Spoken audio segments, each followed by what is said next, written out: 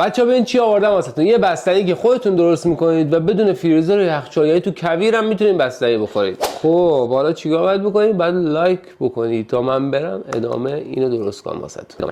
خب تو این بستنی 3 تا آیتم داره. این شماره 1شه، این شماره 2شه و این هم شماره 3. یعنی به ترتیب باید باز کنیم. بچه‌ها قاشق هم داره توش. مخن واقعا این چینی‌ها. بهتر از ما ایرانی‌ها نباشن. اول مایه رو باید بریزیم بچه‌ها.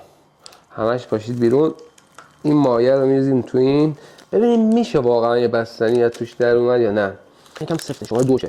ببینم اینو باید با احتیاط باز کنم که نریزه. خب شماره 2 رو باید بریزم. شماره 3. ولی بوی هلو رو دقیقاً میده. چطوری شماره 3 رو باز کنیم؟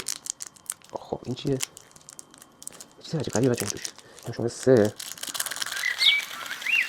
خب حالا گفته باید همش بزنیم.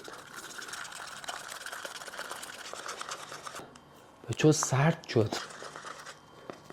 سرد هست بچه ولی یه حالت فوم داره، بستنی نشد ولی سرد شده ها لیوانم.